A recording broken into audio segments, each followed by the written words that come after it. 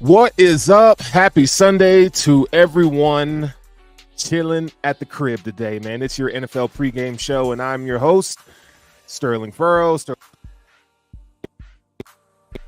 With an S, and I got my dog over here, Dave. How What's you up, doing, bro? Sterls? Suck less Gorgon. Yes, sir. No, it's all good, man. You know, our buddy Rob, who's usually on the show with us, is out at a wedding in Mexico getting after it. So I think he may be taking the day off today. You know, the fact that he told us he was going to a wedding, but didn't tell us this week that he was going to be gone for the show, you know, we got to give him shit for that because, you know, we were in here waiting for him. And he's a no-show. So that's a no-call, no-show on the show today. It's going on the record. It's going on the record because he's petty like that. So I think we should return the favor. Fair. That's fair. Dude, did you see Colorado squeak out that win last night? Boy, that bomb at the end, like, you know, Deion's Deion. I know he's brash and people don't like him. I don't know how great a coach he is, but he makes that team work for it. And Shedeur Sanders looks like an absolute animal. Obviously, Hunter's a monster. That was major. And while I don't love college football, also UB, the Buffaloes. Yeah, they got one. Didn't they go in overtime as well? No, they got it a touchdown at the last second, kicked a field goal. Or no, it was a field goal for the win. And a second win against ranked opponent in team history. So taking it to them. Man, let me tell you, man, that Colorado game, dog, it was box office. Like the fact, look, man, CU has nothing on the offensive line. I mean, they got Jordan Seaton, who was a 5-star recruit, freshman. He's good. But the rest of them, I mean, there was at one point in the fourth quarter, 4 of his last 5 dropbacks, he took a sack. Like it's outrageous. And the fact that the boy was sitting in the pocket, still delivering the ball accurately while getting just pulverized. Man, like he's good. You know, CU's going to have to figure something out on the offensive and defensive lines, but that's next year's issue. Yeah. They're making it work with what they got now. That boy Hunter playing 2 ways. Open field tackles as a cornerback, catching touchdowns and bombs on the offensive side as a wide receiver. I mean, I guess the question is, like, if you're going into the draft, do you want to be drafted as a receiver, drafted as a corner? You're not playing both. Right. Yeah. I think he goes I think he goes cornerback, and then they sprinkle him in at wide receiver every now and then in certain packages. I just, you're increasing the chance of him being injured the more time he's on the field. And sure, you've got wide receiver moving forward and cutting left and right, and cornerback backpedaling and moving left and right. The body's just not gonna. And I mean, maybe that makes him more fluid. They say if you're a one-sport athlete, like baseball pitchers, they do the same motion over and over again, and they destroy their shoulder, they destroy their elbow, but everything, like, they don't use as much of the other body parts.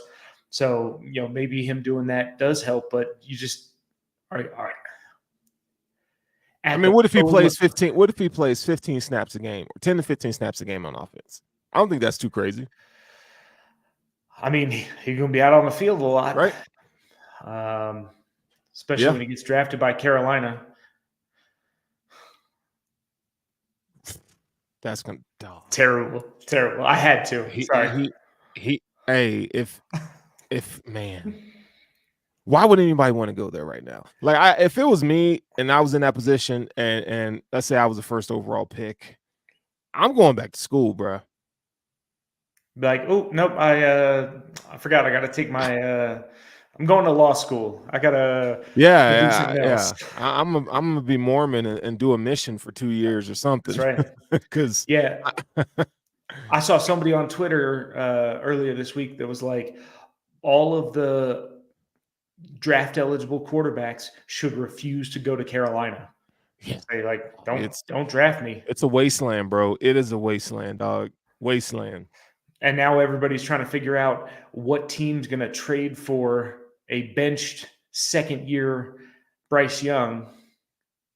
I mean, Miami, I heard talk of that. Poor guy, man. Somebody on ESPN was like 3-team trade. Bryce Young goes to I saw that. goes to the Rams. Stafford goes to Miami, and Carolina gets Miami's third round next year, and the Rams second round next year. I was like, what? Yeah. I don't know if anybody's going, oh man, Matt Stafford or Bryce Young. Not for me, please. Yeah, it's oof. All right, let's before we jump into our bets and all that, let's talk about the injury report, the inactive list before. So let's go over this real quick before we talk about any games. So those of you who are out there betting, you kind of have an understanding, an idea before you put your money down on something. You're going to have an idea of, well, who's not playing and how those games are implicated. So first off, we got Keenan Allen with a heel. He's out.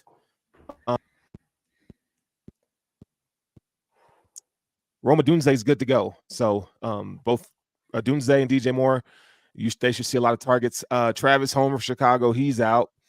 David Njoku ankle, he's out. So he was also out last week. So I don't know what the prognosis is there.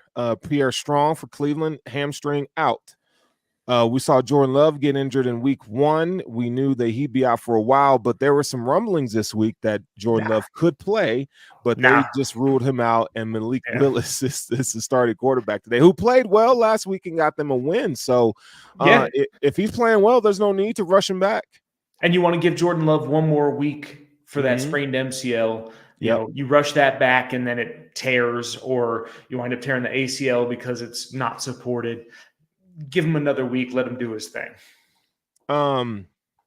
We saw Joe Mixon go down last week from a hip drop tackle. His ankle, he's out. So is Pierce.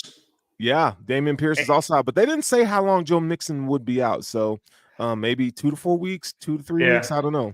They didn't put him on IR, so you assume less than 4 weeks.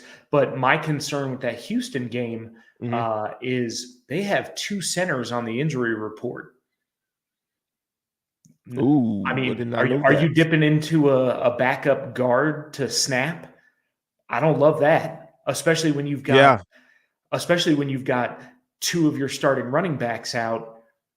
The snap needs to be perfect to get the ball to the running back. Because let me ask you a question then. Should we sound the alarm on the Houston Texans today? So both running backs out. You got a banged up offensive line, young quarterback. So right now the line is Houston minus 1.5. Both teams are set at minus 110. So this is when you say pick 'em, this is a pick 'em. Yeah. It's in Minnesota. Minnesota looked real good. Like, I never thought I'd say Sam Darnold looked real good, but I mean, obviously when you got Jay Jetta on your team and, you know, chuck that ball 50 yards, let him do his thing. Fact. But they came out with a win against a San Francisco team that you look at it on paper and go, that team shouldn't be losing. So you asked me if I'm sounding the alarm. I'm actually going to take Minnesota at plus 1.5. That's not a bad bet, just because, I mean, Sam Darnold's playing really well. Like they are. Look, man, they got 2 young, they got a young edge rusher that's looking pretty solid from Alabama, Dallas. I forgot his name. Damn. But you know what I'm talking about. They're looking the part. So we'll see how that game goes. So we'll table that one for now, and we'll come back to it. Other notables is Michael Pittman, Indianapolis Colts. He's questionable, which means he probably won't play.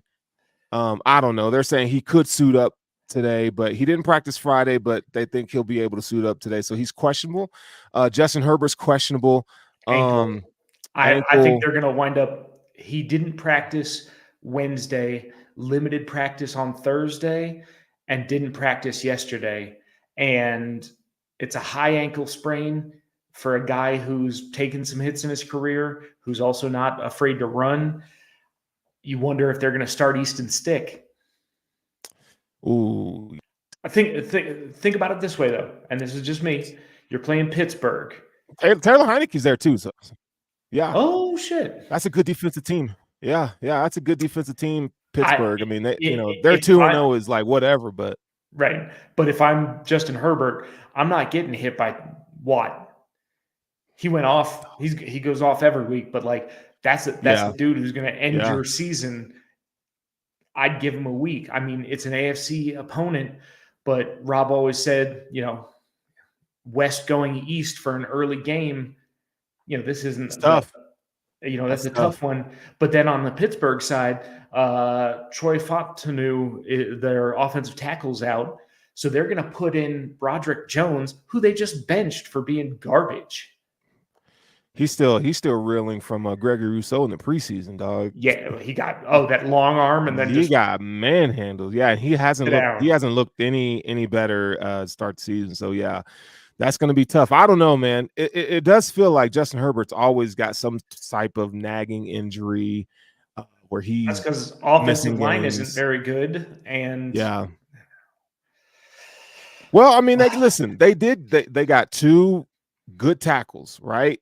They get from Notre Dame last year, pretty high.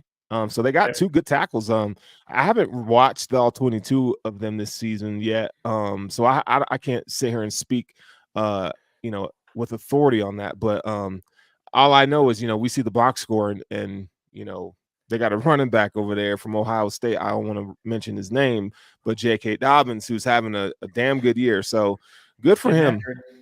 And then injury-wise, the game that scares me just based on injuries, like if you look at this game just on paper, you go, yeah, Denver's not going to beat Tampa Bay. Baker's playing well. It looks good. And then you look at Tampa Bay's injuries. Luke Gedeke out with a concussion. Kalijah Cansey out with a calf. Antoine Winfield Jr. out with a foot. And then some doubtfuls. Cameron Johnson, their wide receiver, and Vita Vea are doubtful. And then Willie Golston and Josh Hayes are questionable. That's a lot to overcome. Yeah, we'll get into that because you brought up some really good points. And I mean, the Broncos haven't shown anything on offense. So all those guys on defense out. I mean, if you're gonna rest guys, this week is the week. But it's the NFL, and you can get got anytime. Jordan Addison's out. AJ Brown is out. Russell Wilson's questionable, but I mean, does it really matter if it's Justin Fields or Russell Wilson? And then those are the notables. So, wait, hold on. I got more. Let me look at the list here. Cooper Kupp, we knew he was out. Raheem Mostert still dealing with that chest. He's doubtful. Deebo Samuel and George Kittle are out. George Kittle. Yeah, that's a slate right there, buddy. All right, so shall we start getting into these games? Because we just mentioned the Chargers game here, why don't we just go ahead and start with the Chargers? You got the Chargers in here. The spread, so the Pittsburgh Steelers are favored to win this game, -2.5. The Pittsburgh Steelers are 2-0. I think this is a setup game. I would take the Chargers here +2.5, just because I am just not comfortable putting my money on Pittsburgh, even though they're 2-0. I just think it's fool's gold here. I would take the Pittsburgh defense as the best of any team on the field. The offense will do just enough. Chargers with maybe Herbert, maybe Easton Stick, maybe Taylor Heinicke. That doesn't scare me. Their defense is good, but it's West going east. I'm going to take Pittsburgh at home -2.5. All right, so you're going to take Pittsburgh at home -2.5. Man, no faith in Justin Herbert, huh? Man. Not with a high ankle injury, not practicing all week, and a gentleman named TJ Watt on the other side of the line. Not for me. Hey, no, that's fair. I'd go out in warm-ups and be like, oh, my ankle. Nope. Maybe next week. Try again. All right, so the next game up, we'll go Houston Texans traveling to Minnesota. Minnesota's 2-0. Both these teams are 2-0. The books say that the Houston Texans are favored to win -2. So that will make Minnesota -2 as a dog. So how do we feel about this? I mean, look, Sam Darnold's been playing out of his mind. I mean, he hasn't been statistically great, but he's doing enough, doing more than enough, put these guys in a position to win. So you got Houston, they're still trying to they kind of start slow and figure things out. I mean, they haven't been really impressive on the offensive end. No. But what do you think? So on BetMGM, which is what Rob and I use, it's actually the line as of this morning was Houston -1.5. I'm willing to take Minnesota +1.5 at home, playing consistent football, coming off a big win against the Niners, over Houston with their 2 starting running backs out, 2 centers who may or may not play, and kind of shaky performance in week 1 and 2. So I'm gonna go with Minnesota. This is one I highlighted as, with some of these injuries, a couple of these games we're going to talk about today, these injuries matter. And when you say Mixon, who was their offense in week 1, yeah, obviously they had the 2 Diggs touchdowns and they have some other options, but that's because you have to worry about Joe Mixon going off or Pierce going off. Yeah. Now you don't get either. And now there may be a shakeup on the O-line because of injuries. I'm willing to take the 1.5 and go to Minnesota here. Yeah, pencil me in with Minnesota there. And just FYI, this is the Danielle Hunter get back game. So we know Danielle Hunter, who was defensive end, pass rusher for the Minnesota Vikings, now with the Houston Texans, going home, I guess we could call it, to face his former team. So that'll be interesting to see how that manifests and plays out. I'll take a home dog, as Rob will say, at 1.5. If you got it at 2, I'd still be pretty comfortable with that. Yeah.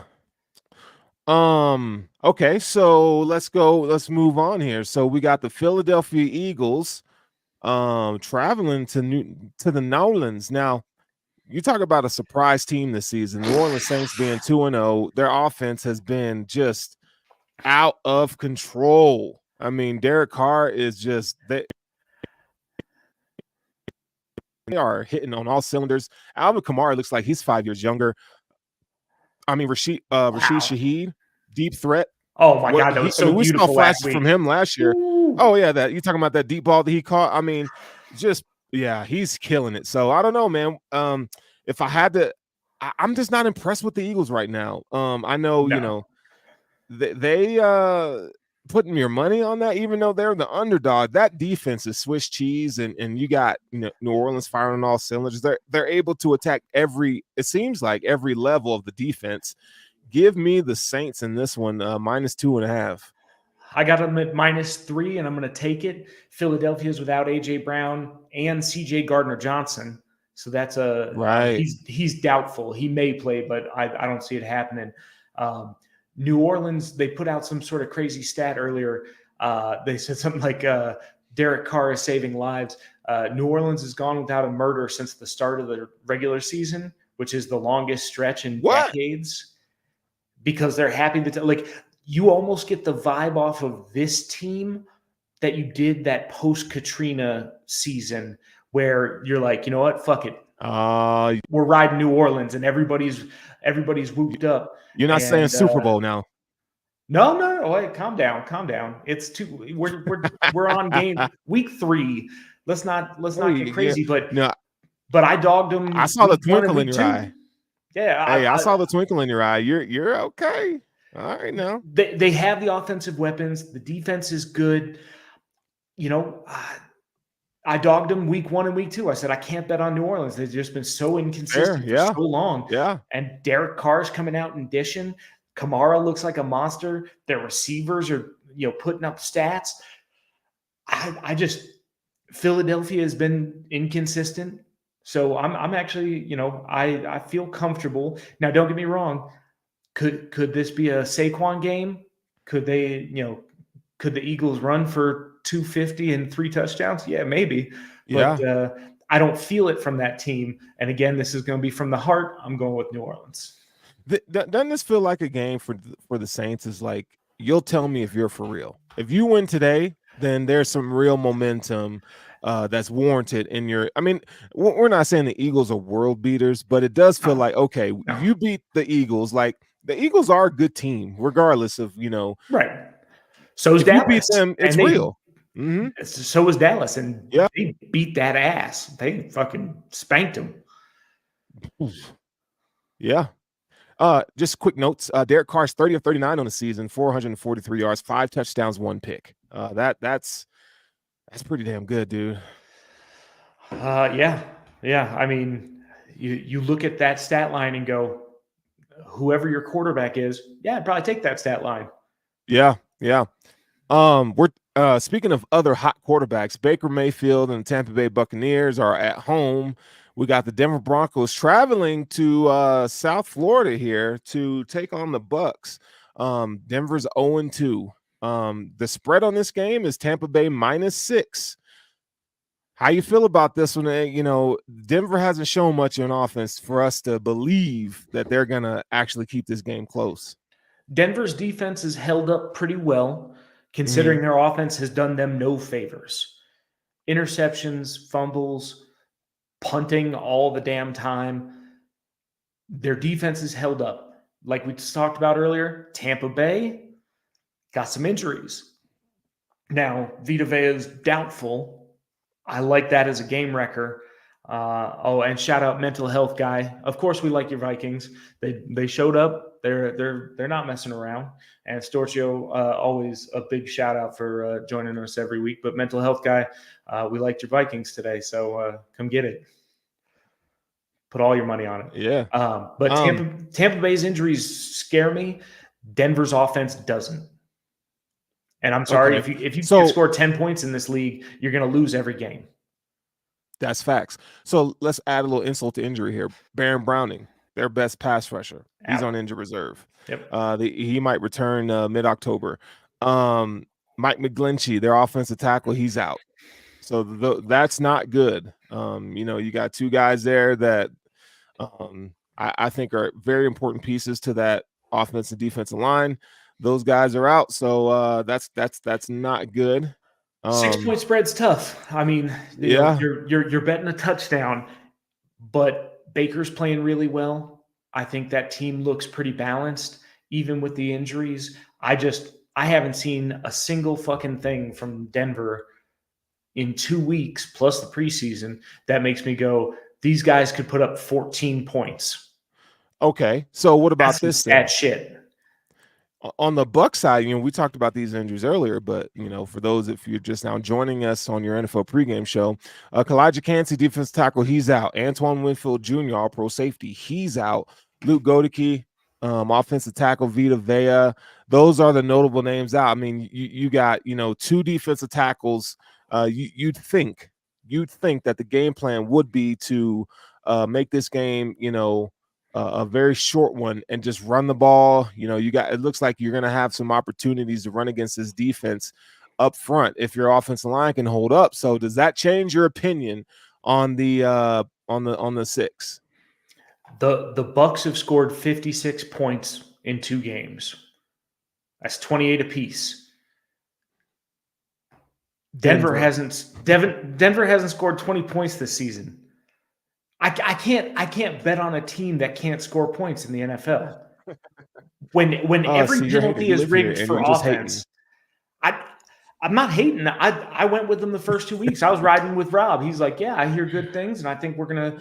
And then fool me once, shame on you. Man. Fool me twice. I'm not doing it. I can't. Yeah, I'll take the 6. Yeah, I'm gonna take the 6 with you, dog. Because give me Bucks -6. Yeah, man. I just I want the Broncos to be good because they're the home team here. And you got a young quarterback who's trying to find his way in the NFL, and then they just look completely different than what they looked in the preseason. Obviously, it's preseason football, but man, you just wish for glimmers of hope. We don't see it with the Broncos. Next game up is the Green Bay Packers traveling to the Dixieland, Tennessee, to face the Titans. Now, this is a little surprising to me. Okay, the spread on this one, Tennessee's the favorite, -3, and I think this is a trap game if I've ever seen one. In terms of betting perspective, I mean, Titans are 0-2. Malik Willis is a starter, and Tennessee's defense has been okay this year. I'm just not confident. I just feel like the Packers overall, they have the better roster. So, the players that they do have, I feel like are going to keep them in the game. Malik Willis has been playing, for a backup quarterback. I mean, he's not winning the game, but he's not losing it. He's not losing it, right? And then Will Levis is just a shit show altogether. I mean, he's doing mayonnaise commercials, which are hilarious, by the way. But giving the Jets a pick six from your knees on a ball, like just take the sack. Like bonehead decision. I mean, that play was worse than, well, maybe not worse, as bad as Tua's pick six, where he was trying to throw it out of bounds, but doesn't have the arm strength to get it to the line of scrimmage out of bounds.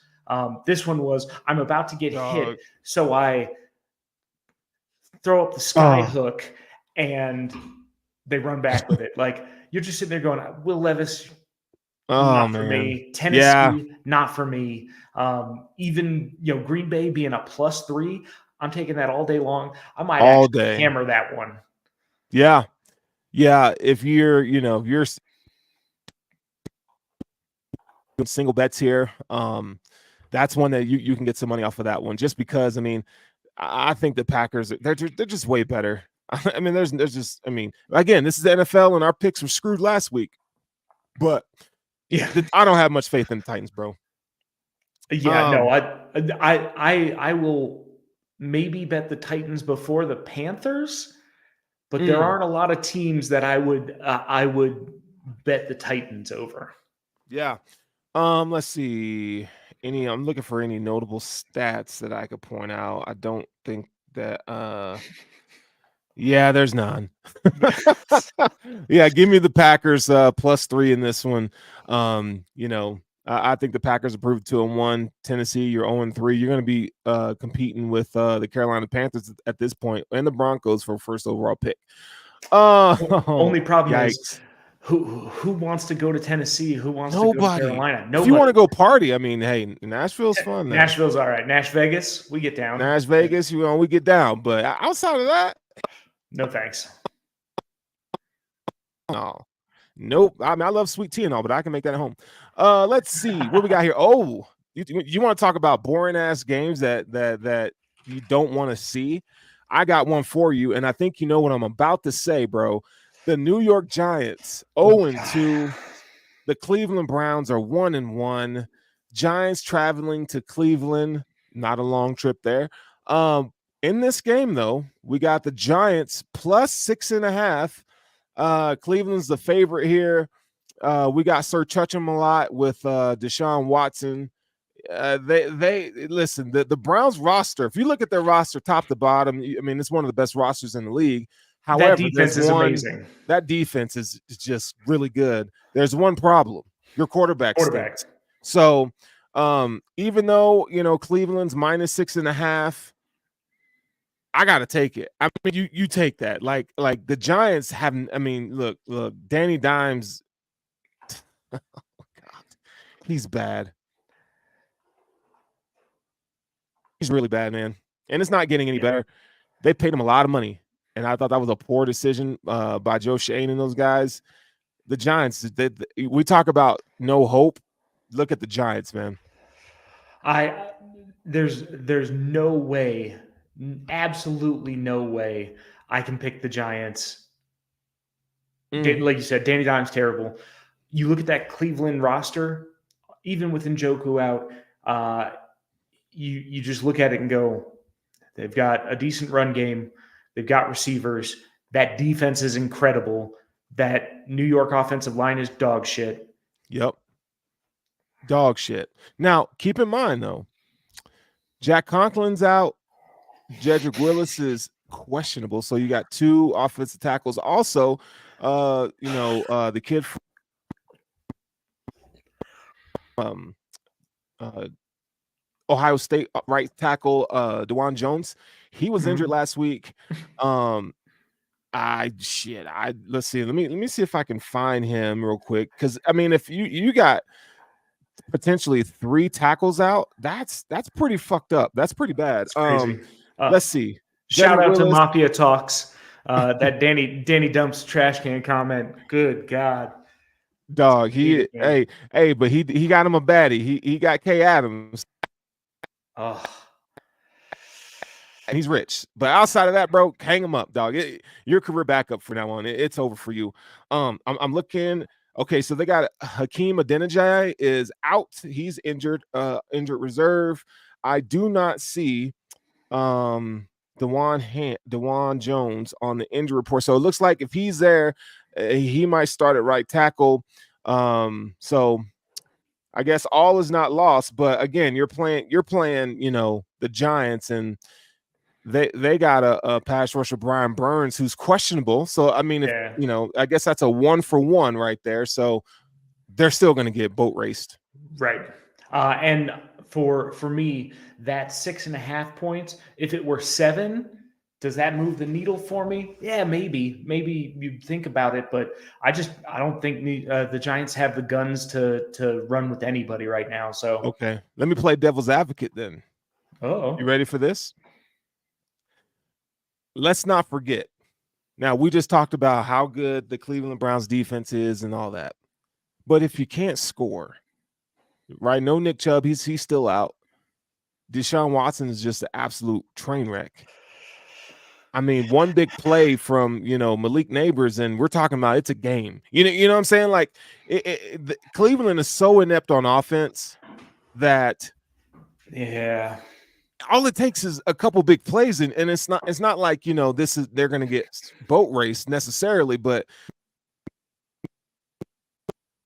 it does kind of feel like, and I don't mean to like go back and forth, but I'm just playing devil's advocate. You can tell me if I'm crazy, but I don't think the Giants can win this game, but I do think it's a possibility that they could keep this game close. A pick six, a muffed punt, a strip sack fumble that gives them good field position.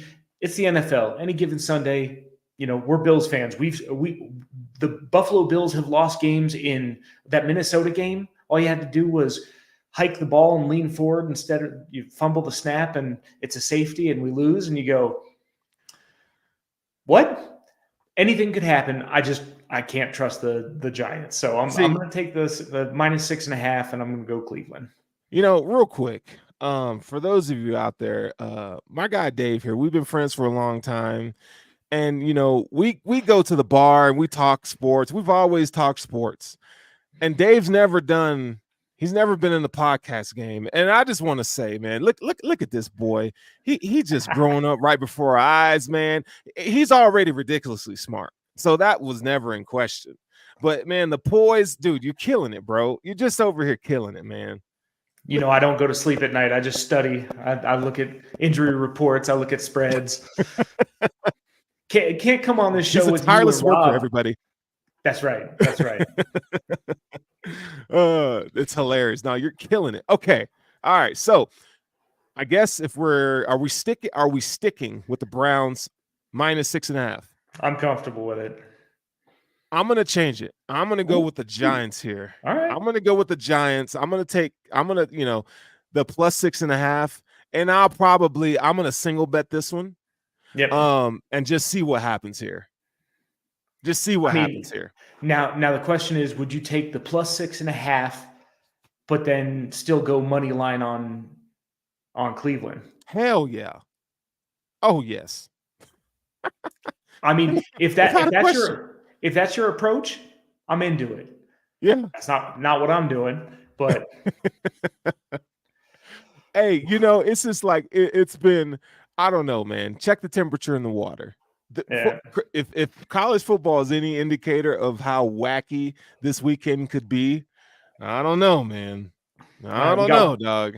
We got one more early game. It's another game that I really don't give two turtle shits about. I'm trying, but Chicago at Indy. I've got the line at Indy at -1.5. Yeah. You talk about a snoozer. I mean, I think the Bears win this game, right? That the Colts defense is atrocious.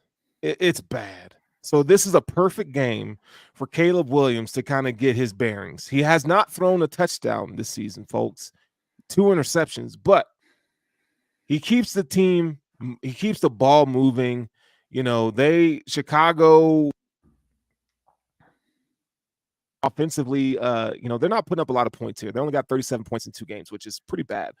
Yeah, not good. I do think there's a breakthrough today. I think today is the day. If there's a day to do it against the Colts in this terrible defense, give me the Bears. At least I know what I'm getting from the Bears. You know what I'm saying? I don't know. There's so much variance with the Colts and, Anthony Richardson. I mean, he's thrown 4 picks this season already. I mean, picks is not, again, we learned this from Josh Allen. It's not the whole thing, but, it's very high variance, boom or bust with Anthony Richardson. So I know what I'm getting with the Bears from just a straight line. I'll take the Bears in this one. Okay. If I could bet both to lose, I would. I'm hoping for a tie. I don't see. I just don't see Anthony Richardson doing anything. And you think with the amount of firepower that Chicago's drafted and brought into the house, that they could put something together. Rome Odunze's playing, so like, I'll go Chicago. I'll take the +1.5. Again, I don't like either of these teams, and I don't think either of them deserves to win. But bro, we'll see which one deserves it more. Okay. Yeah, I'm with you on that, man. You know what though? I do. Maybe the Bears kind of break this game open using the ground game. Like, I think that's the ticket. I think if they can make their game plan, and obviously we don't know this, but it does feel like if they make their game plan, focus on running the football right up front, winning in the trenches, it's going to open up your pass game so much where the Colts struggle, right? So, even though the Colts are favored in this game, give me the Bears, man. I think the Bears win by at least a touchdown, at least. Okay.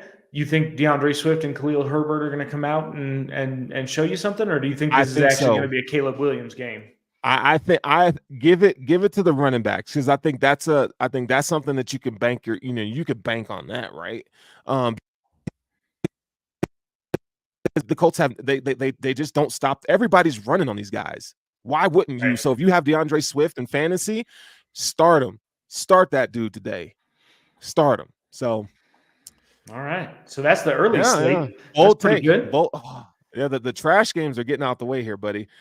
Now let's now before we get into the 2:00 games, we gotta go take a shower and come back, because we gotta talk about the Panthers. Do we? Do Golly. we? Yeah. Talking shit about the Panthers, maybe, but like talking about them as a football team, I'd rather talk about University of Delaware. Like, Carolina is a place. You think Andy Dalton's going to be what? He got benched for Ben DiNucci in Dallas. Was that last year or 2 years ago? 2 years ago. 2 years ago. Okay, so Andy Dalton hasn't done fuck all, and he's a ginger like me. He got the Bills into the playoffs and broke the drought. So it's love. Red rifle, baby. It's love. But that's a dog shit team, dog shit ownership, dog shit. Like, I think I picked Carolina to fire their coach first this year. Well, they just got Dave Canales. So I don't think they're gonna get rid of him like that fast. I mean, he did walk into a fucking absolute train wreck. Oh, sorry, no. I had Jacksonville firing their coach first. Oh, we're gonna get to that game. We're gonna get to that game. We're gonna get to that game. Doug Peterson. Yeah. I would love for the Bills to just destroy them, and they just like, you know what, Doug, get out of here. You're done. So before we give our lines on this one, you've seen the news with Bryce Young. They say that there are suitable Trade partners. trade partners for him. And my question to you is, if you're the owner GM, do you trade the kid you have all the information, knowing that you have failed to get this kid weapons? The offensive line is atrocious. He has no, Deontay Johnson's a decent receiver at best. Good route runner. Like, okay, he's as what, a 2 or a 3? A 2 or right. a 3.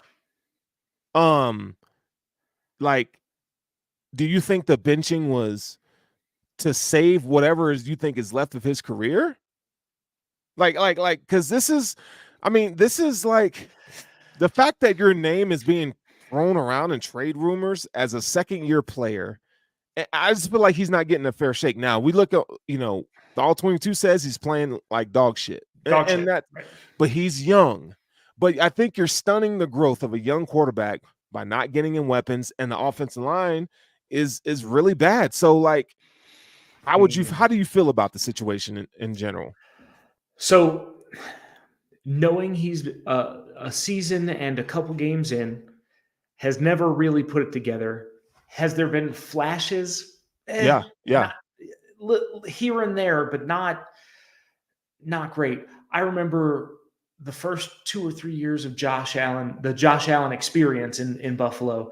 Mm-hmm. People like Joe Marino, people like Bruce Nolan kept saying, what you need to do is eliminate the variables. Hey, you're throwing to Kelvin Benjamin. Let's go get you a receiver. Let's go get you a couple of receivers. You're throwing to Charles Clay. Let's go get you a real tight end. You're running behind a porous offensive line. Let's get you some bodies. You remove all the other variables and you see if that's the case. Carolina is nothing but variables. If you say he's not getting a fair shake, he's not. He got put on a dog shit team with dog shit ownership and dog shit coaching and hasn't been given any tools. Like, you look at these perpetually bad teams. Yeah. You should at least have high draft pick talented guys on your roster. But when you make stupid fucking trades and get nothing back in return,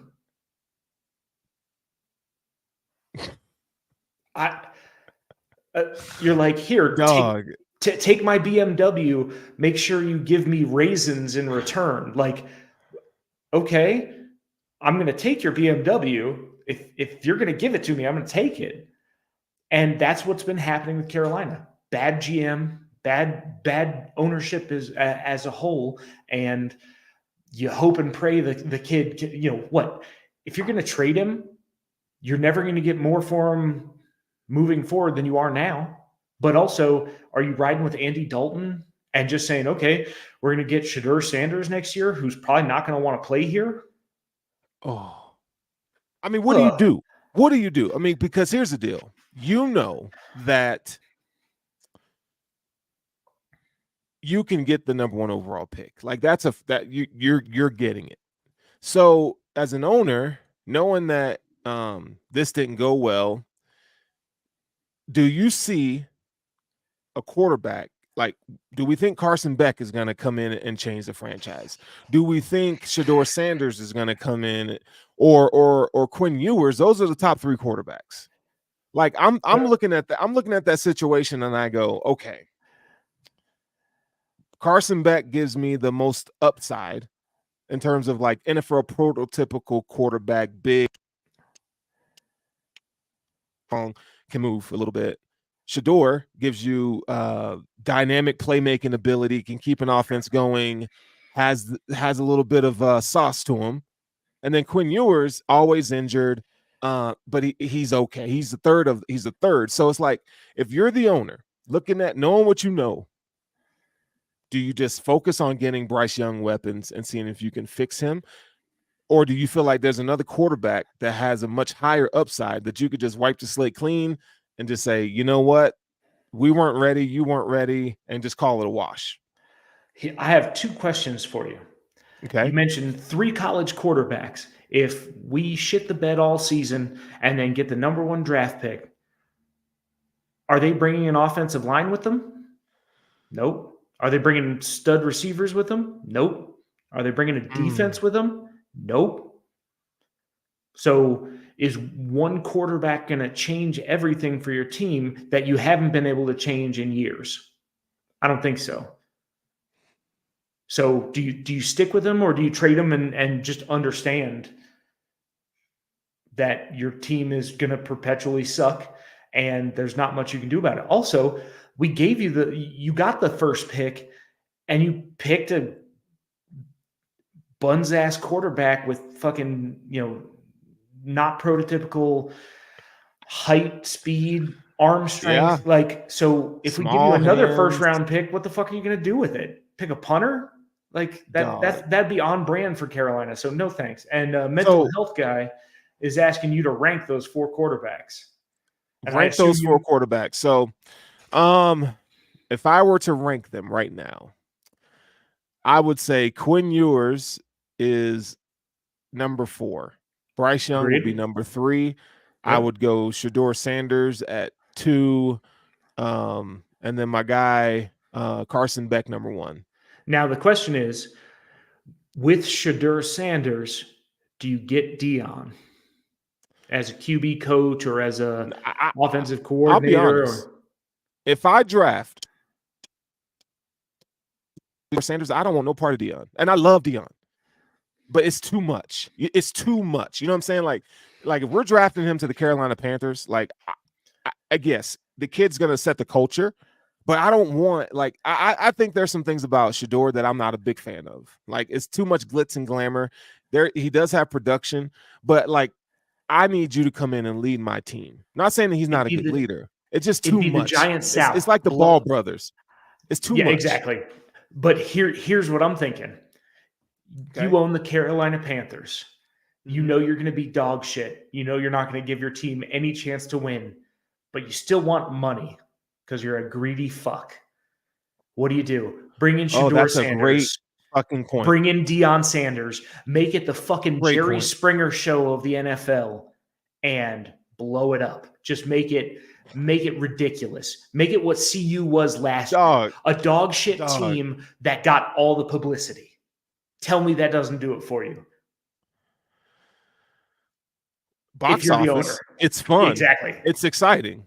That's it. You're going to be on ESPN all the time. Don't get me wrong. Hard Knocks. I mean, 100%. Yeah, I mean, listen, if you're about making money, yeah. If you're about winning games, no. Ooh, now that's a comment. Yeah, no, and Prime did say that. And shout out to my boy Julian. That's my dog, man. Yeah, he did say that, but again, money talks. And you know, if you're a father, he's a dad, and you know, the joy of coaching his son. I mean, his allegiance is to his son more than anything else. You know what I'm saying? Like, he just think about it. He calls Travis Hunter his kid too, right? So if he gets money. Yeah. Very close. So, you know, yeah, you get the whole Sanders experiment, but yeah, Deion might want to just be like the mentor dad to Travis and Shedeur and Shiloh. So I don't know. And look at this. I think a lot of it depends on how well CU plays this year.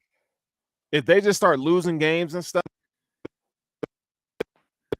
not looking great, he might not have a place in Boulder after the season. You know what I'm saying? Like, that coaching staff is god awful. CU's coaching staff is terrible. Offensive line, and I appreciate what Deion's doing.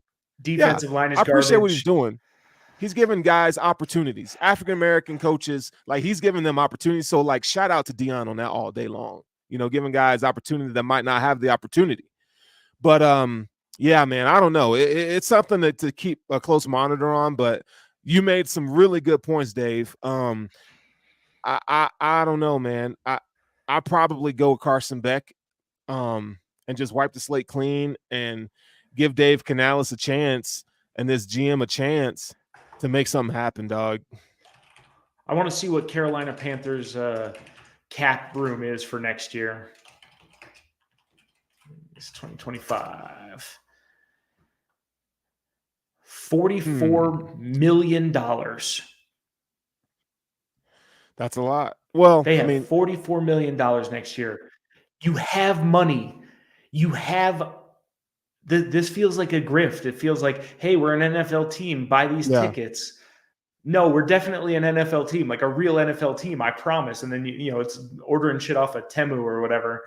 It shows up and you're like, this isn't NFL football. And they go, yeah, that's NFL football. We're an NFL team. And you go, kind of. So here's a good response for a mental health guy. He says, but does that change with his son there?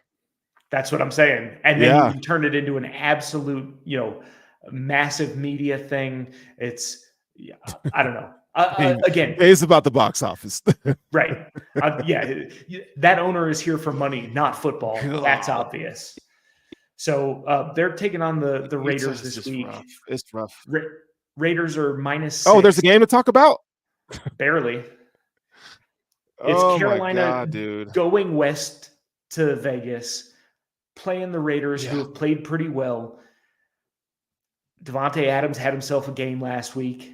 Yep. I'm gonna go ahead and happily go -6 and take the Raiders for the win here. Yeah, I mean, this is if you're looking for a home run bet this week, it's this one. Now, listen, it could change just because the Red Rifle's playing quarterback. Not that he's any, but he's better than Bryce Young in terms of he's a smart veteran quarterback, can make simple reads, can make things happen. Whereas there was a lot of fog. A 2 out of 10 to a 3 out of 10 doesn't move the needle for me. Now, right? Look at you. See you being rude. You acting all sideways.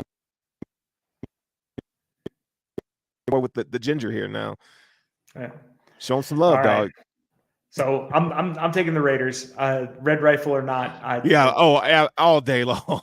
Carolina is going to be my lose bet every week. All right. Yeah, it's bad. So we just had a really nice segment about the Carolina Panthers. That's fun. Just trying to get into the mind of what these guys could be thinking or why they make the decisions they make. And I do have a strong opinion about the Bills and Keon Coleman. We'll get to that when we get to the Bills game. Miami traveling cross country to Seattle. I think this is not looking good for Miami. You're starting a backup quarterback. Like, this is not looking good. Hold on. As of right now. You've got a lot of injuries for Miami. Obviously, no Tua. Skylar Thompson's going to be starting. Achane is going to be their lead back. But in Seattle, Uchenna Nwosu is out with a knee issue. Jerome Baker, their linebacker's out with a hamstring or doubtful with a hamstring. Kenneth Walker. I saw Kenneth Walker practicing, and he couldn't even turn without is he out today? He's not officially out, but he's doubtful. But you can't carry a football and turn if your oblique's all fucked up. So I'm guessing he's not going to play. Their tackle, George Fant, is out. Tight end George Fant's out. Kayvon Wallace, shoulder. Pharaoh Brown, their tight end, and Boye Mafe and Laviska Shenault are questionable. All right, Miami's got something to prove. The defense is fairly healthy. Here's a fun one, because at least with that BetMGM, Seattle's -4.5. Could you take Miami +4.5 and the Seattle money line?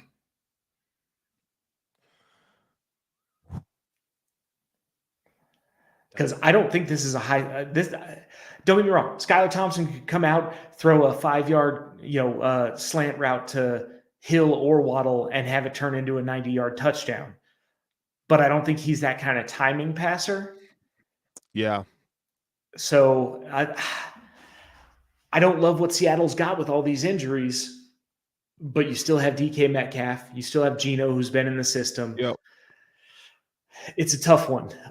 I think if I were going to double dip on this, I'd take Miami +4.5 and the Seattle money line, but I don't love it. And if I were just doing a single straight bet, I'm probably taking Seattle at -4.5. Yeah, I mean, Miami's offense is still ridiculously good, right? And they're lightning in a bottle, right? They got guys everywhere on the offense, like Devon Achane. Like, who's gonna have an answer for him?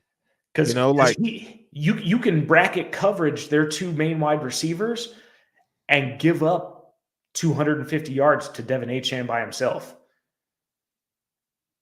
right.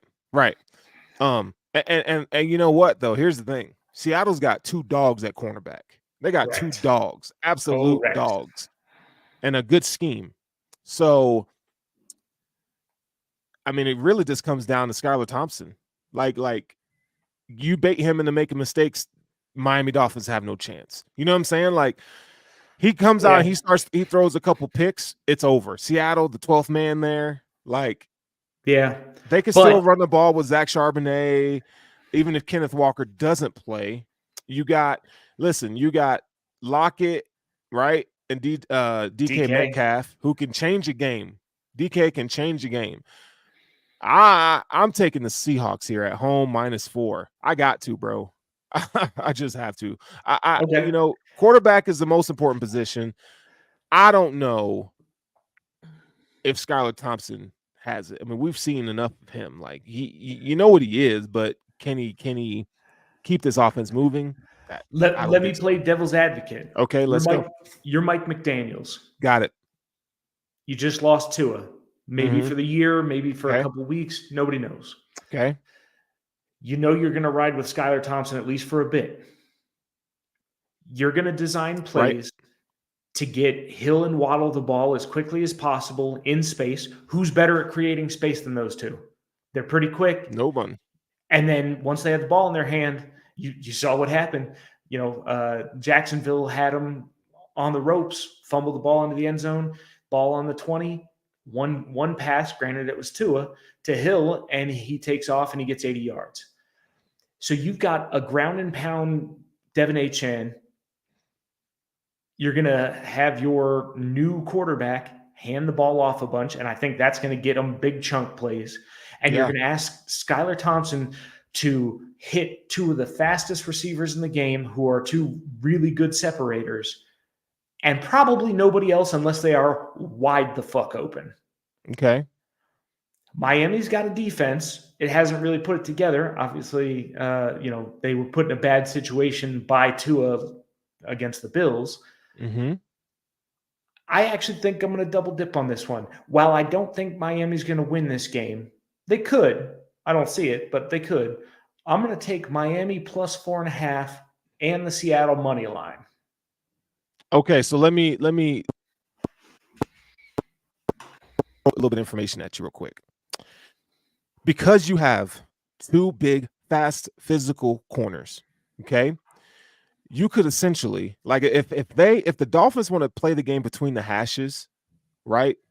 You're falling right into Mike Macdonald's defensive scheme. You're a sucker to fall right for it, and I think they will do what the Bills did, and they will make you go down. You have to go down the field, dink and dunk your way down the field. That means you're putting more emphasis and pressure on Skylar Thompson to make the right decision over and over and over, because they're not going to give up the big play, right? Do we think Skylar Thompson can do that? I say no. That's why I believe the Seattle Seahawks will win this game. I think they can control the game on the ground, right? At least do that, because you got a decent offensive line.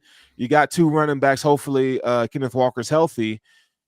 You got to make Skylar Thompson make plays, because I think with those long physical corners, just like the Bills have, it's very similar, different defensive scheme, but similar players on the outside. I think Miami runs into the same problem they ran into with the Bills without Tua. I don't disagree, but I think the run game for Miami is going to be featured more prominently. It was working against the Bills, but they got greedy. They want the big plays. Again, they weren't giving up the big plays. So they were saying, okay, but they had to do that because they made mistakes and they got down. So what I think is going to happen is Miami's run game is going to keep them maybe not ahead of the sticks, but in good shape, where it's going to be second and manageable, third and short. Uh-huh. They're going to catch some of those first downs, and they're going to be able to string together the 8, 9, 10, 11 play drives. It's also going to burn the clock. So I don't see this being a high scoring game. So 4.5 points in what I think is going to be a fairly low scoring game, I'm willing to take that. And especially if I'm double dipping, I don't think Miami's going to win. That's why I'm going to take the money line for Seattle. But I think that 4.5 in a really close game, there's going to be a lot of running and not a lot of time to run up the score. Right. I'm willing to double dip there. That's fair. Hey man, this is gonna be a good week just to see what happens. Like, that's exciting to me. All right, so we got that game in the books. Let's move on to Baltimore and Dallas. You talk about the battle of teams that need to wake the hell up. You're looking at it. The 0-2 Ravens. Now let's play a game called Did You When Guess was the last This time Right? that happened? No. Right? I did not see this coming. The Ravens being 0-2. The Cowboys 1-1. Listen, I didn't think that the Cowboys would lose last week to the Saints, right? That happens from now and then. Right. Not like that. That wasn't a loss. That was a stomping. They put their mouth on the curb and just kicked down. It was brutal. I'm sitting there. I watched the replay and I was just sitting there going, that's another touchdown. That's another touchdown. It looked like that Arizona Rams game. Dog. Good God. So in this game, Baltimore is favored -1 on the road. Vegas must know something that we don't know. Yeah, but they're both, the -1 and +1 are both at -110. So yeah, it's a toss-up. This is right. I don't trust either of these teams. Baltimore has shown the least. Don't get me wrong; they should have beat the Chiefs. Right. He was out by a toe, half a toe, one bunion, on the line. That was about it. Uh-huh. So sure, should they have won that? Sure. Last week didn't deserve a win. They're 0-2. When was the last time Baltimore started 0-3? Today. Because I'm picking the Cowboys. I hate this game. I don't like either. Neither team has proven a fucking thing to me. Right. So I'll take the home. Dallas home dogs. Again, yeah, this is a pick 'em, and it's ugly. And you wonder if Harbaugh is going to come out with a little extra razzle dazzle because he doesn't want to go 0-3. Because guess what? You go 0-3, and Pittsburgh goes 3-0, and all the Browns are doing okay. You're in trouble. You're fucked. Yeah. You can't start 0-3 in the AFC. There's too many other horses who can run faster. So I'll go Dallas, but it wouldn't surprise me if Baltimore finally put it together to avoid going 0-3 because I don't know what the statistics say about 0-3, but your playoff chances are fucked. Yeah, it's a wrap. So listen, Lamar Jackson's their entire offense. He's your leading passer, obviously, and your leading rusher. That to me, that's not good. That is not a good recipe, man. You got Derrick Henry, and that just is not, Derrick Henry's lost a step, man. He's not when they picked him up, everyone went, oh, yeah, that's what I'm talking about. Lamar Jackson, Derrick Henry, big bodies. You still got Project Pat at fullback. They're going to smash mouth football, run it, blah, blah. Yeah. It's lackluster at best. So here's the number. Looked at this online. Falling 0-3 makes the odds far worse than 0-2. Of the 162 teams that have started 0-3 since 1990, only 4 have made the playoffs. 4. Stick a fork in them. They lose today. It's over. It is over. It's over. Yep. It's over. And I think they're going to lose today. I give the Cowboys, they had a bad week, and we know the Cowboys choke and from time to time, like that's what they do. At home, I feel like Dak is going to come out, and I think he's going to have a good game today. Now, neither one of these teams run the ball well. No. So it's a matter of whose secondary is better. I give it to the Cowboys right now. Did you ever think you would say the Baltimore Ravens don't run the ball well? I never thought I'd say that in my life. But they don't. Their offensive line is bad. And I think Dallas has they got guys on the defensive line that can wreck a game. DeMarcus Lawrence, for one, right? I think he's playing the best. Micah Parsons is playing really good. I think he's gonna get out of his funk. Yeah, where's he been? You've got a defensive end in Detroit who had a 5-sack game. You've got Watt who came out strong.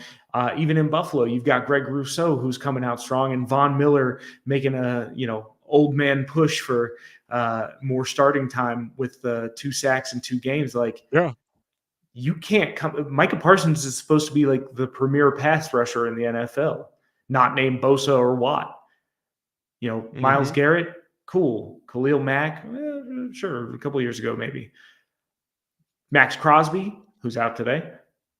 Where the fuck has Micah Parsons been? I think that's a great question. He's Waldo.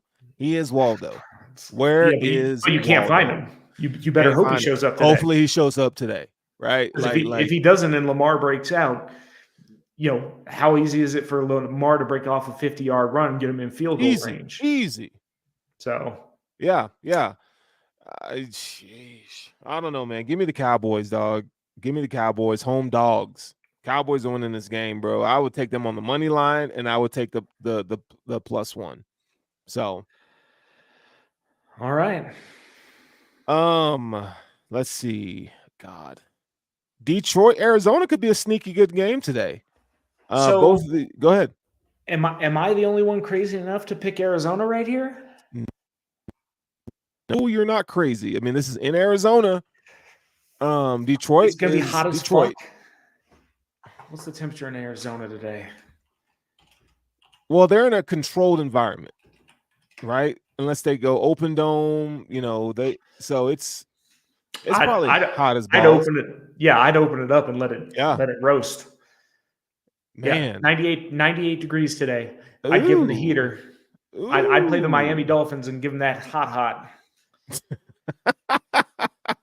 All right, okay. Detroit, they're favored by -3. Detroit's the favorite. Arizona, on the road. Home dogs. I'm going there. I'm with you, bro. I'm going Arizona. Jared Goff has looked like shit this year. Yeah. Right.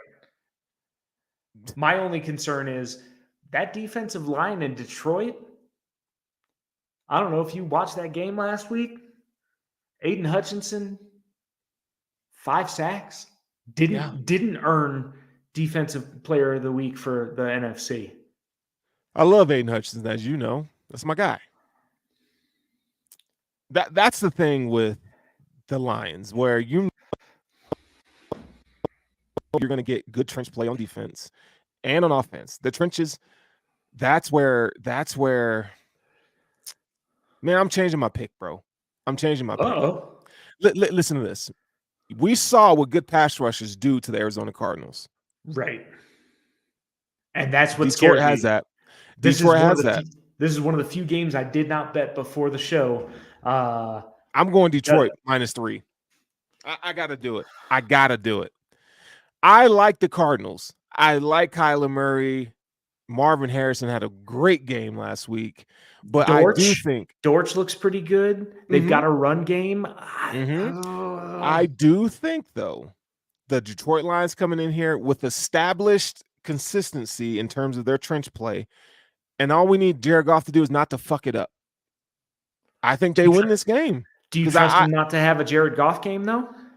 Rob and I talked about that last week. You said, against Baker Mayfield, if each quarterback has a game where you go, that's a Jared Goff game or that's a Baker Mayfield game, when you say that about Baker Mayfield, that's 3 or 4 touchdowns, no picks.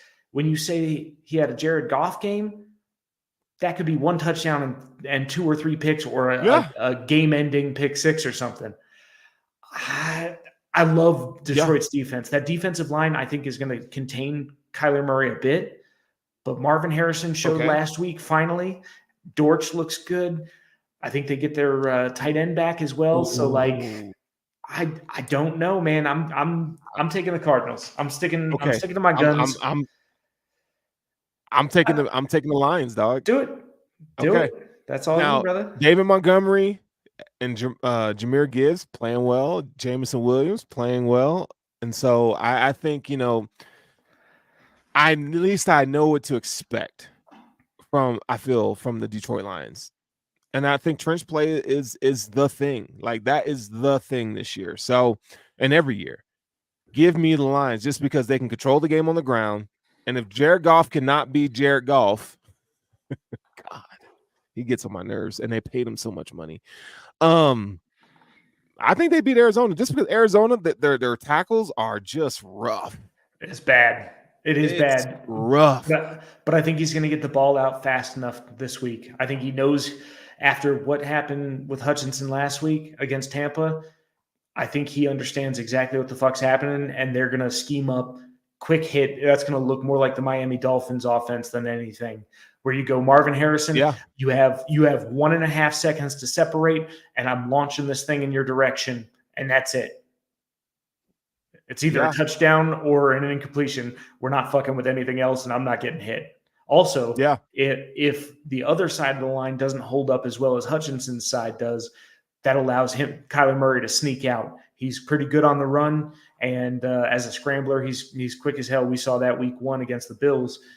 He got out in space and took off. So I'm sticking with it. AZ in Arizona, give me the Cardinals +3. All right. Okay. So we're split on that one. Let's see how it plays out. Up next, we got the Los Angeles Rams at home at SoFi Stadium with the San Francisco 49ers coming to the big LA. This is a home game for the 49ers. But every you game know against what? LA is. Right. You know, this is like the battle of injuries. Like, these two teams are injured more than any team I've ever seen in my entire life. Deebo Samuel feel like that? out. George Kittle out. Ward and Bosa both questionable. So 2 of your biggest threats on offense, not including Christian McCaffrey. So 3 massive offensive weapons out. 2 massive defensive weapons out. And now you're going to have to rely on your quarterback, Brock Purdy. Now, if you're going to put a lowly drafted, barely made it into the NFL quarterback on a team, San Francisco was the right call. They have all the weapons. Well, sure. All of a sudden, you're down 3 of your offensive weapons. Do you love the rest of the depth? Brandon Ayuk and a rookie running back. That's fine. No Ricky Pearsall. No Ricky Pearsall. So, like, this should be an easy bet for San Francisco at -6.5. Yeah. Because the Rams have looked absolutely trash. All these injuries, you go, if you were going to sneak a game, this be the one, right? I don't know. See, I hate this game because you look on the other side of the ball, Cooper Kupp is out. He's added to the injury report. Their other receiver, Puka Nacua, is out for weeks. Yeah. I mean, come on. Kyren Williams hasn't looked like Kyren Williams of last year. Right. So then do you look at the team that still has a little bit of firepower and a better defense in San Francisco to win by a full touchdown? Or do you look at a Rams team that looks, like Dave Chappelle said, bombed out and depleted? I got to go with Brock Purdy here, man. But do you think this is a game where Brock Purdy doesn't look like Superman like he has in last year and parts of this year because he doesn't have an all-star cast around him? But what he does have is a scheme that really accentuates his play, right? Like, so and that's no slight to what the Rams have.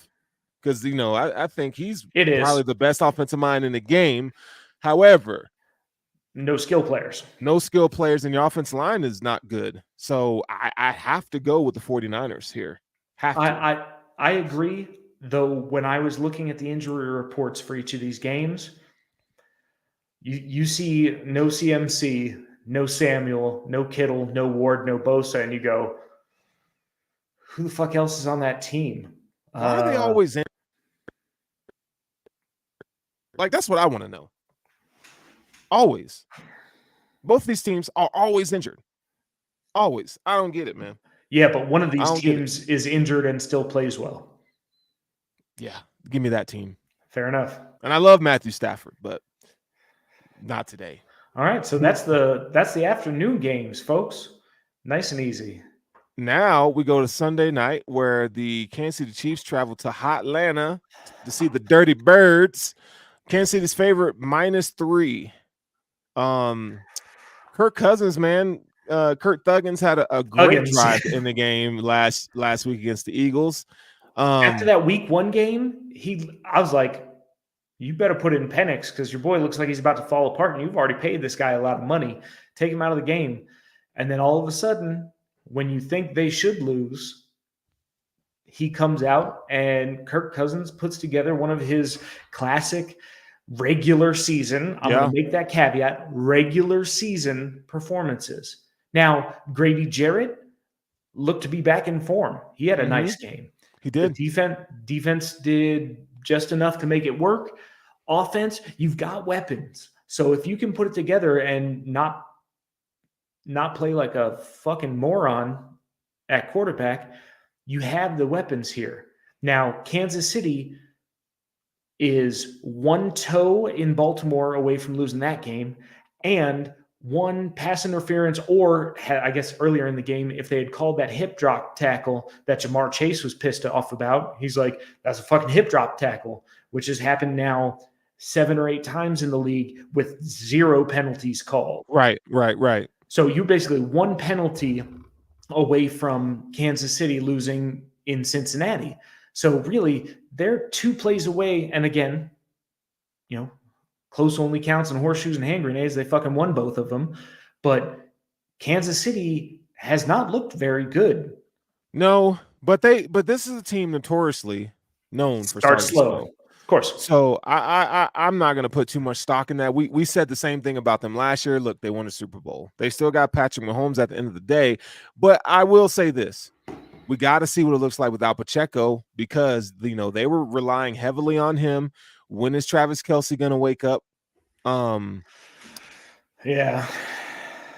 I'm still taking the Chiefs here just because, but I do think the Falcons could keep this game pretty close. Now, what's crazy to me is, I get it. Atlanta's the home underdog, but only by 3.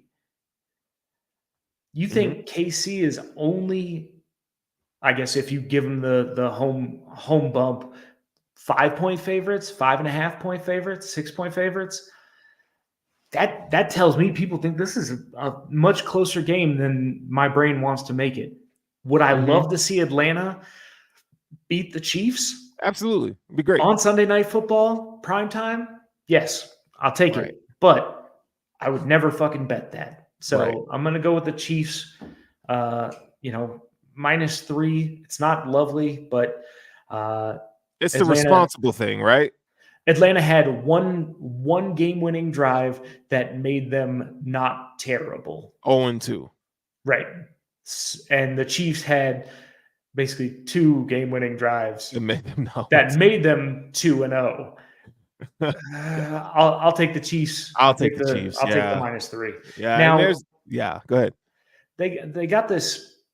I don't like this lineup for Monday Night Football. I don't like 2 games starting at almost the same time. And Rob and I talked about it last week, where they want the fourth quarter action of the Bills-Jags game to end up, game ends, and then boom, everybody switches over to the game that started 25 minutes later or whatever it is, 35 minutes. We're going to save the Bills game for the last, because I know we want to talk about that. So we're going to talk about Washington at Cincinnati. Cincinnati, that's a team in trouble, my guy. And while I don't think Washington has it put together yet, and their win was against the Giants, barely. Is there any chance the Commanders can pull out a win against the Cincinnati Bengals? Absolutely. Talk to me. I need to know why, because I very much want to bet against Cincinnati right now. Okay, so I just don't know if I can. Bad offensive line, no running game. Okay, you got 2 stars on the outside. We don't even know who, when T. Higgins is coming back. When is he coming back? I don't know. Like, is he this week? Is it next week? But if he's not back this week, I just think that the Commanders, I think they got some fight in them, and Jaden Daniels can run the football. So can Brian Robinson Jr., right? So the Cincinnati Bengals defense up front isn't what it was. But to come in here and say that you really trust the Bengals to be -7.5, that to me in this game, that's crazy to me. So, and I know we're facing a rookie quarterback, great defensive coordinator. Commanders +7.5, and the money line's +280. I would still put my money on the money line on the Bengals, but I would put the Commanders to cover. 7.5 is massive for a team that hasn't scored very well. Right. I think this is the Joe Burrow effect. And don't get me wrong, as a Bills fan, Cincinnati losing to an NFC team doesn't pack the same impact. Right. But it also means that there's an AFC team that's not getting a win this week, so I'll take that too. Yeah. I mean, if we could get the Ravens and the Bengals to go 0-3, that's Christmas. Because then you're like, okay, is it Houston? I have Houston losing this week. So are you thinking the Steelers, who were picking to be 3-0 at the end of today? All of a sudden, the top of the AFC looks fucking weird.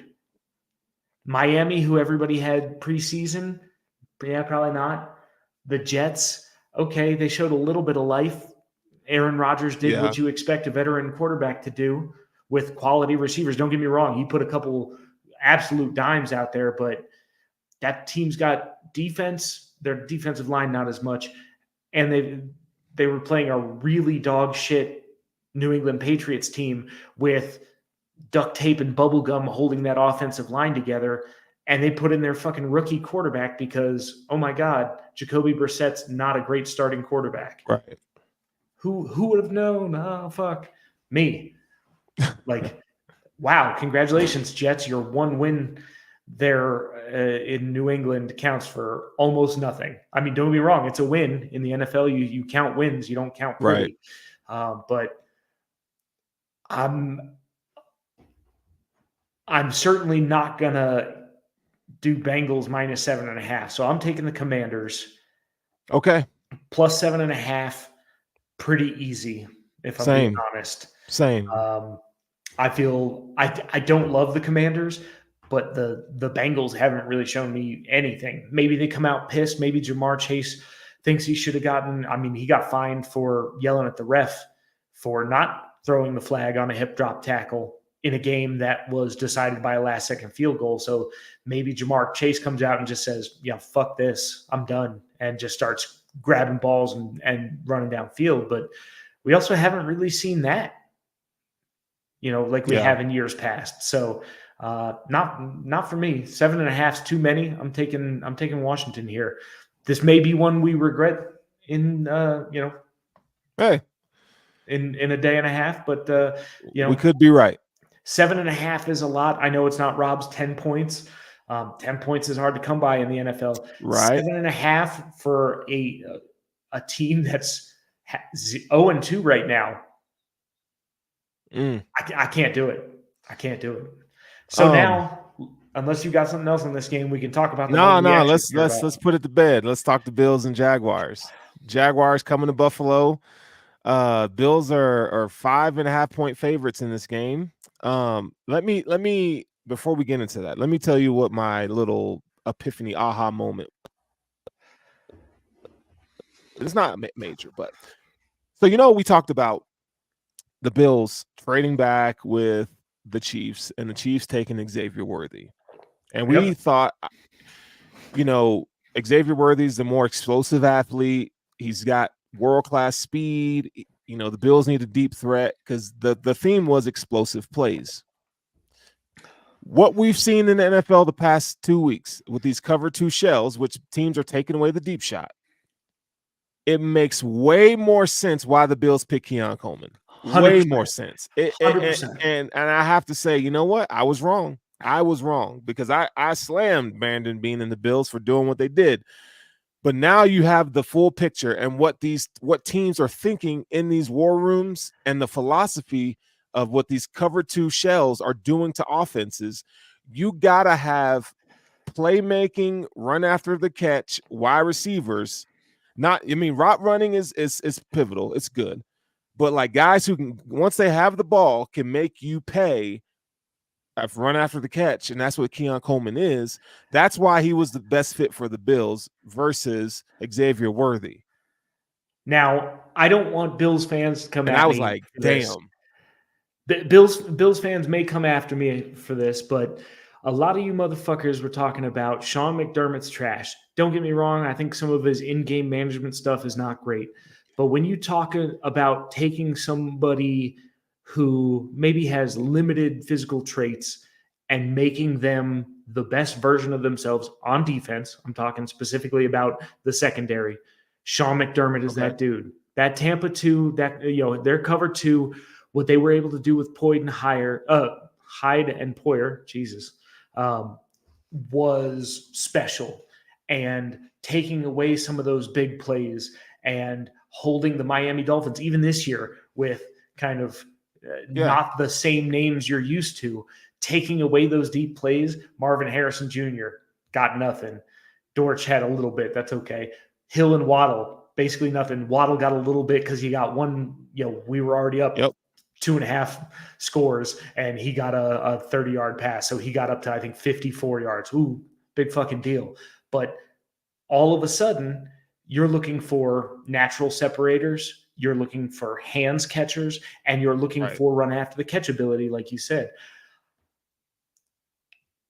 I had some interest in Xavier Legette. Not as much. Worthy, I like the speed, but I honestly didn't know if we would know how to use that. And I know you and Rob bashed me for saying that shit. It's the NFL. I think they know how to use it. I just think we're playing checkers while Beans. Right. Now it's got to manifest itself on the field, but I get the philosophy and why they did what they did. They're very forward thinking.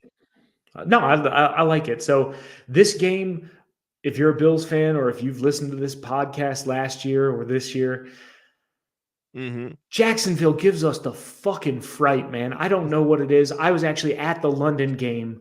My lady and I went out you were there. That's right. My lady and I went out and, we got some club seats. So we had great seats. Stadiums filled with all different jerseys. Like normally you go to an NFL game and it's home team, away team, and then you might see like some jackass in an orange creamsicle Buccaneers jersey, and you're like, Bucks aren't playing today, so what the fuck is this? Right. But in London, it was every jersey from every era of football, and it was cool to see. But as soon as we stepped on that field, after what happened in the playoffs in whatever that was, 2019, for the, what was that, 10-3 or 9-3, whatever that really terrible fucking game was, I was like, man, why do I feel like we're going to lose a game to this garbage-ass team? Yeah. And then Milano goes down, and then Daquan Jones goes down, and then Trey White goes down, and you're like, why is Jacksonville doing this to us? And this is one of those teams where you go, Jacksonville's not a very good team. They're an okay team. They have some names that you would expect. We're going to see a lot of familiar faces. We're going to see our old center. We're going to see our old receiver. We're going to see a couple people that we know. Yeah. A couple of people we've played a few times here. They're not that good a team. And they're not very well coached. And even last week, they were like, we're playing like trash. We're not good at this. And, you ask their head coach, hey, do you guys have the horses to win some of these games? And he's like, we'll find out. God damn, this sounds like a team that doesn't trust itself. And some reason I'm still fucking nervous. Yeah. So now, if this were a 2.5 point spread, sure, taking the Bills, no problem. Win by 3, I'm into that. 5.5, okay, win by 2 field goals. Who kicks our fucking field goals? Shanks McGee, that's right. Oh, it's almost fall. It's Shanksgiving. This motherfucker. Like, I liked Tyler Bass. When we paid him, I said, that motherfucker's got a leg and he's pretty accurate. You're gonna miss some from 55 in any Bills stadium because of the wind there. I get it. But you're talking a 2 field goal lead to hit the spread here with Captain Hook on his bruh. I can't. I'm still going to take – I know Rob's not on here, so I'm actually going to bet the game here. I'm going to take the Bills to win. I'll take the 5.5, the minus 5.5. But I am fucking nervous. I'm glad I get to watch TV today. Right. But unlike last week where the Bills had already won on Thursday night and I didn't have a care in the fucking world during the game, I'm going to be like, oh, this game's good. What about the fucking Bills on Monday? Yeah. So I'm going to do the same as you. Trevor Lawrence right now has a 50% completion percentage. Not good. They push the ball down the field more than any team in the league. I like the approach the Bills have where everybody eats. Like they stay true to what they've said this offseason. Everybody eats. That's hard for a defense to game plan for because you go in thinking, I got to take Kincaid away. And then you're like, oh, wait, that guy Khalil Shakir is pretty good, and James Cook is pretty good. Where the fuck do I go? Right. And that guy Allen is just all world. Okay, we're gonna have to really see how they're gonna attack us this week. And it's left their first 2 opponents off guard because you got Ty Johnson catching 40-yard passes downfield. A beautiful pass. Let's give some flowers there. That shit was on the fucking nose. He's like, you got Jamarcus Ingram on defense catching 2 picks, 1 pick six, and you got 2 lockdown corners. Those guys, they play their part really well. Christian Benford, Rasul Douglas, and a defensive line getting after him. You got a defensive line getting after him. So give me the Bills. Give me also James Cook anytime touchdown. I'll buy that. Allen's going to get one on the ground. I think this is a 27-20 game. Bills. 27-20. 27-17, 27-20. Okay. I like it. For me, last year, Evan Ingram at tight end was the safety valve and looked great in Jacksonville. Right. He's injured. He's out. If he were healthy, I'd question this a little bit. Gabe Davis coming back to Buffalo, does that do anything for me? No, it doesn't. Nope. Not for what he's going up against, Rasul Douglas and Christian Benford. Travis Etienne. He'll cause some issues. They'll give him the ball like Etienne got the ball last week. He's going to get the ball. And that's fine. But he's not going to beat me. Nope. Trevor Lawrence has to beat me. So I feel good about it, but I feel good about it the way you feel good about Bills wins most of the time. Yeah. I'm uncomfortable. I'm uncomfortable.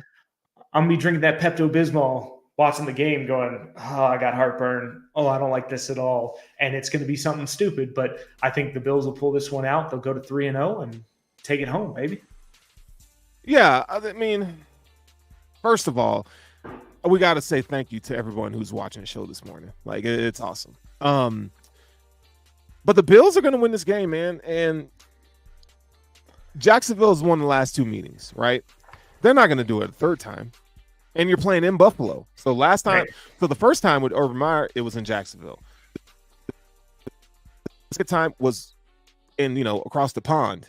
This time it's in Buffalo. And we know how that works. Like, the Bills are a really good team at home. Yep. Josh Allen is playing his best football in his career. He is playing his best football in his career. And I think that matters. You got a defensive line that's starting to show up. You know, Von Miller, the emergence of Von Miller has been huge, right? Ed Oliver woke up last week. Greg Rousseau has still been being Greg Rousseau. Now, we do have question marks on the second level of defense and the third level, you know, in terms of the safeties and stuff like that. Balin Spector starting again. Yeah, Balin Spector, Dorian Williams. We'll see what that looks like. I do expect them to get tested, you know, from Trevor Lawrence, but Trevor Lawrence has to be able to really diagnose a defense and be consistent and go down the field. And they're gonna, you know, it's like a boa constrictor. That's what the Bills defense is like right now. I can't hear me. Well, keep going. Get it together, Sterling. I think what he was saying is our young, fairly inexperienced linebackers are going to get tested, but Trevor Lawrence, that means he needs to diagnose the play. That means he needs to avoid the sack and put it on the money for whoever he's throwing it to. So, you back on, Sterles? There you go. Can you hear me? Yes, sir. Oh, that's crazy. Okay. Whew, I was like, yo, I'm gonna have to leave the studio and come back in. I don't know, technical difficulties, guys. But I guess Bills win. Go Bills. We're gonna enjoy this Sunday. Monday we can be stressed out and, you know, think the Jaguars are the boogeyman. But this has been a fucking fun show, dog. Yes, sir. We don't have anywhere to be this morning, which is great. So I'm gonna chill with the fan bam. On that couch. On that couch, baby. Thank you all for watching your NFL pregame show. I'm your boy Sterles. Got my guy Dave over here. Rob, again, he's out, but he will be back next week. And with that being said, man, go Bills. Get your wings. Enjoy your family. Have a great fucking Sunday. And we out of here. Get it.